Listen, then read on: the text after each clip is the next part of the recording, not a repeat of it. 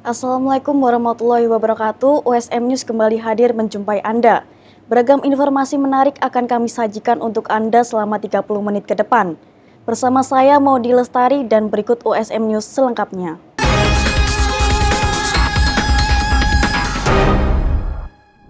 Fakultas Hukum Universitas Semarang menggelar kuliah umum dalam rangka Disnatalis ke-38.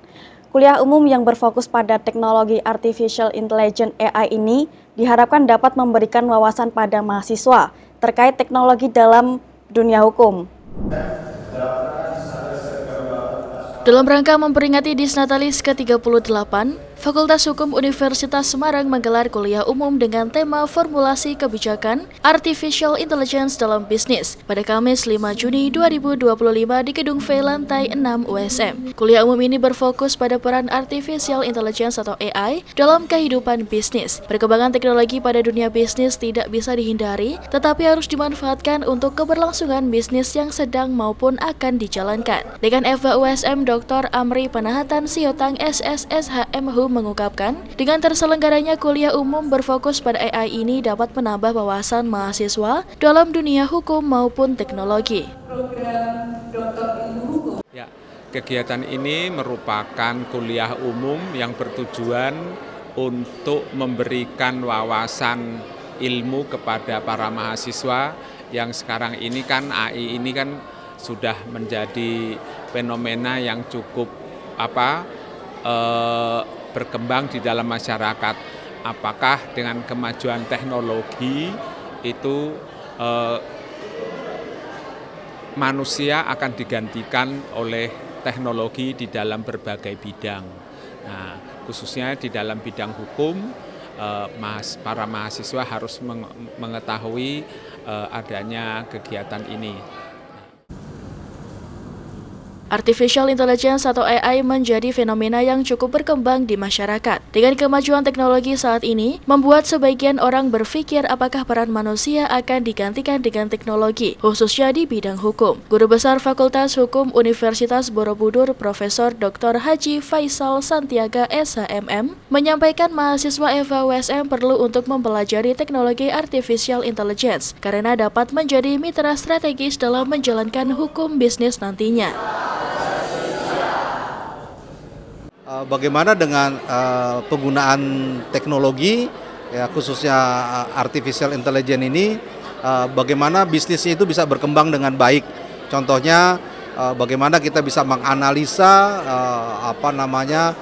pembuatan kontrak hukum, bagaimana kita bisa melihat hukum itu yang bisa dipergunakan pada hari ini dan seterusnya, sehingga hari ini kita memperkaya mahasiswa Fakultas Hukum, ya, bagaimana dengan teknologi itu bisa menjadi mitra yang strategis bagi hukum di mana kita berada, khususnya dalam menjalankan kegiatan hukum bisnis. Beberapa mahasiswa yang tergabung dalam KKN PPM ke-26 USM mulai melakukan survei di lokasi yang telah ditentukan. Kegiatan ini ditunjukkan untuk mengetahui permasalahan yang ada di lokasi dan program kerja yang nantinya akan dilakukan.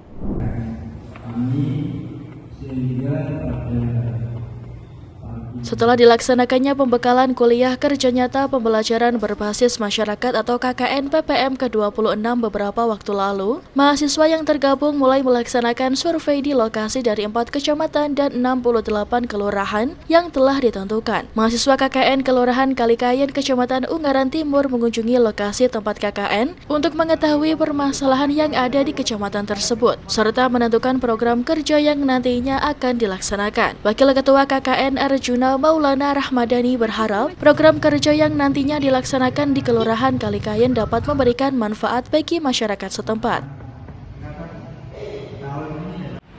Kami di sini sedang melakukan KKN, tepatnya di Desa Kalikayan, Kecamatan Ungaran Timur. Saat ini kita sedang melakukan survei lokasi untuk menentukan program kita ke depannya. Diharapkan setelah program ini selesai, masyarakat menjadi produktif dan sejahtera untuk depannya. Harapan untuk teman-teman semuanya untuk bisa mensukseskan proker KKN ini bersama-sama.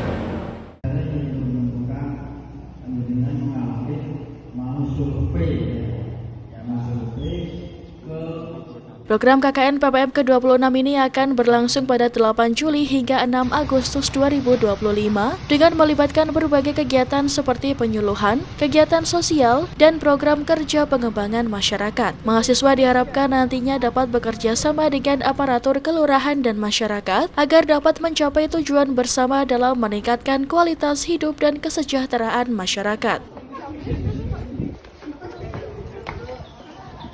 Ribuan mahasiswa, dosen, hingga alumni Fakultas Kedokteran Hewan UB turun langsung ke masyarakat untuk memeriksa hewan kurban. Para mahasiswa ini tersebar di Malang Raya, sedangkan untuk dosen dan alumni tersebar di berbagai wilayah di Indonesia. Kegiatan ini menjadi wujud kekompakan mahasiswa hingga alumni untuk berkontribusi dalam pemeriksaan hewan kurban agar hewan tersebut aman, sehat, utuh, dan halal. Seluruh aktivitas tim pemeriksa terpantau dengan baik melalui koordinasi Fakultas Kedokteran Hewan UB. Hari Raya Idul Adha menjadi momen bagi para mahasiswa, dosen, dan alumni Fakultas Kedokteran Hewan UB untuk turun ke masyarakat. Mereka terjun langsung memeriksa kesehatan hewan kurban di berbagai daerah. Pelaksana program Dokter Hewan Mitra Fatmawati menjelaskan, para mahasiswa tersebut disebar di Malang Raya meliputi Kota Batu, Kota Malang, dan Kabupaten Malang. Mereka akan bertugas dari tanggal 2 hingga 6 Juni 2025. Sedangkan untuk para dosen akan bertugas di berbagai kota dan kabupaten di Jawa Timur bersama dengan para alumni yang sudah menjadi dokter hewan. Para alumni ini tersebar di berbagai wilayah di Indonesia. Kegiatan ini merupakan kontribusi nyata dari Fakultas Kedokteran Hewan UB untuk mendukung hewan kurban yang aman, sehat, utuh, dan halal. 116 mahasiswa, sebagaimana yang sudah disampaikan oleh Ibu Dekan, dan juga 65 dosen dan tenaga kependidikan dengan gelar dokter hewan. Jadi sebarannya pun Bapak Ibu terdapat 256 mahasiswa yang akan bertugas di Kota Batu, sedangkan yang di Kota Malang ada sekitar 500 sekian, hampir 600, dan di Kabupaten Malang ada 130. Jadi totalnya 916. Sedangkan untuk dosennya ada beberapa yang tidak hanya bertugas di Kota Malang, Kabupaten Malang, Kota Malang, dan Kota Batu, tetapi ada yang di Kediri, Lamongan, Surabaya, dan itu kita fasilitasi. Yang belum masuk datanya ke kami adalah mahasiswa PPDH atau Program Profesi Dokter Hewan yang bertugas di wilayah koas yang ada di wilayah manapun yang ada di Indonesia. Gitu. Itu akan kita libatkan juga Bapak Ibu. Jadi nanti kita akan selanjutnya menerima data kira-kira sebaran mahasiswa kita itu ada di mana. Pada waktu itu kita bikin semacam mapping sebarannya dan itu sangat menarik. Universitas Brawijaya berkontribusi pada pemeriksaan hewan kurban hampir di seluruh Indonesia gitu, karena kita juga menggerakkan alumni. Mira berharap melalui kegiatan ini para mahasiswa dapat belajar langsung sebelum nantinya mereka menjadi dokter hewan profesional yang akan bertugas di berbagai daerah di Indonesia. Dari Malang, tim liputan UBTV melaporkan untuk USM TV. Festival Komunikasi Epicentrum kembali digelar untuk 10 kalinya. Tahun ini Epicentrum mengangkat tema penanganan rantai kemiskinan kelompok marginal di negara-negara ASEAN.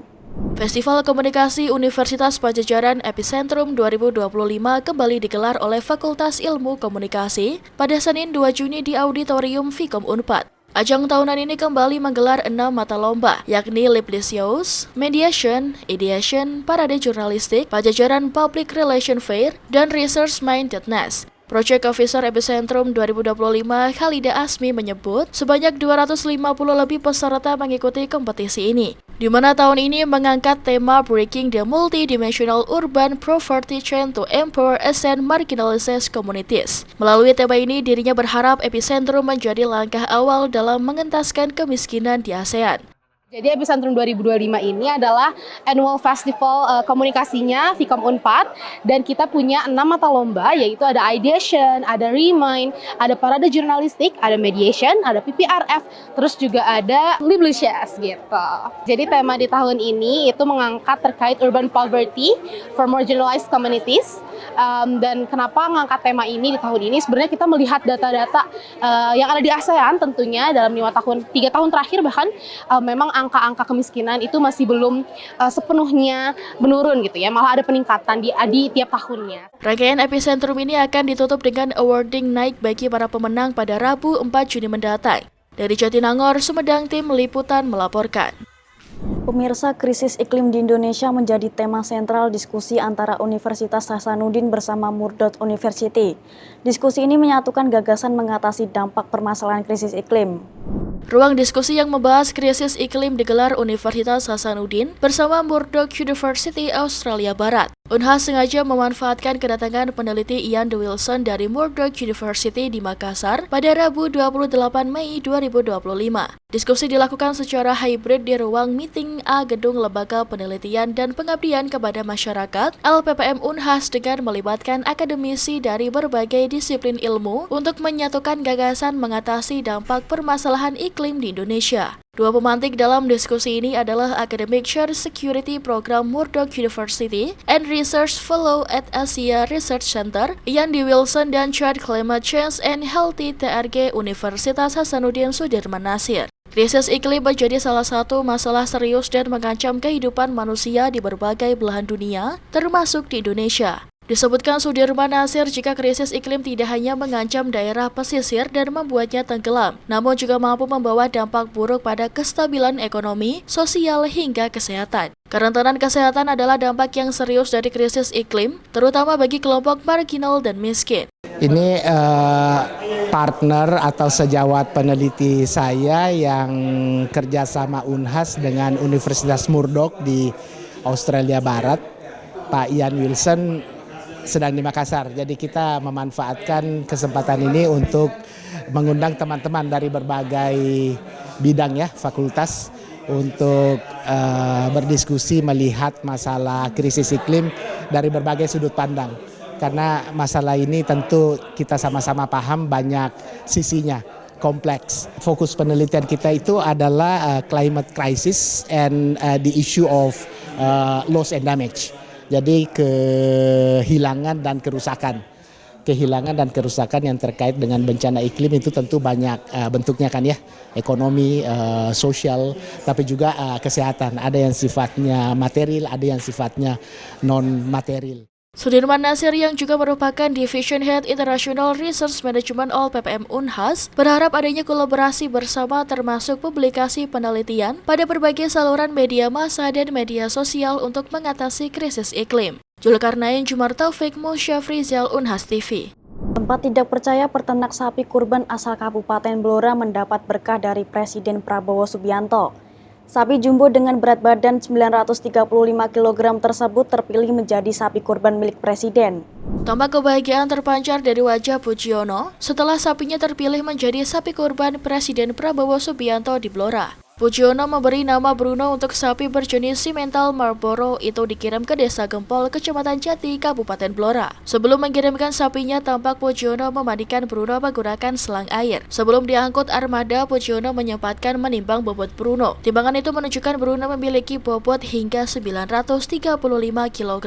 Setelah itu Bruno diangkut ke armada lokasi yang dipilih jadi tempat kurban. Pujiono menceritakan awal mula sapinya dipilih menjadi sapi kurban Presiden Prabowo Subianto. Pujiono sempat ragu apakah benar sapinya dipilih untuk hewan kurban Presiden Prabowo Subianto. Namun setelah tahu ada prosesnya, ternyata beneran jika sapinya dipilih untuk kurban. Selain itu, uangnya sudah ditransfer. Bruno dibeli dengan harga 82 juta rupiah langsung lunas.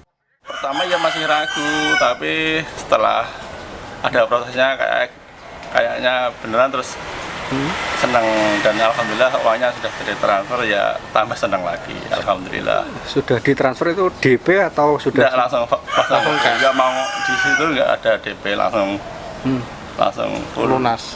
Harga berapa Pak? 82. Menurut Pujiono, secara simbolis penyerahan sapi kurban Presiden Prabowo Subianto itu akan dihadiri Bupati Blora Arif Rahman. Sebelumnya Bruno juga sempat diperiksa kesehatannya oleh petugas kesehatan hewan dari DP4 Blora.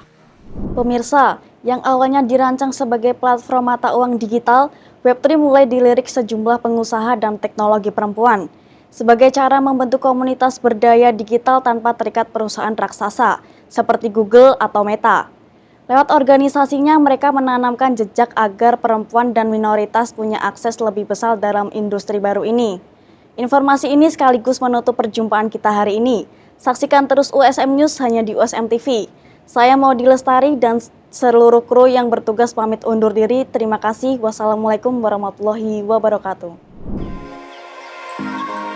Saat Marie-Chris Bonso kesulitan bertemu perempuan yang tertarik Web3, ia membentuk kelompok sendiri, Women in Web3. Web3 is the next internet revolution. Every platform, organization, and digital economy is being decentralized.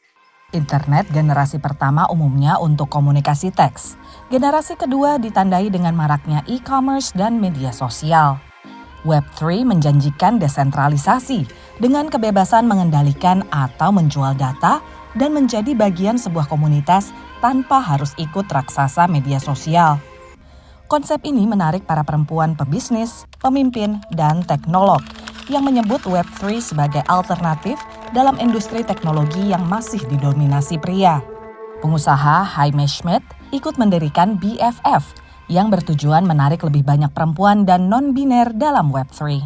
There's a lot of opportunity around finance, business, community, networking that just is being overlooked. Alex Kavulakos adalah mitra pendiri komunitas NFT Meta Angels, di mana calon anggota bisa bergabung dengan membeli NFT atau non-fungible token, sebuah karya digital yang diciptakan dengan teknologi blockchain.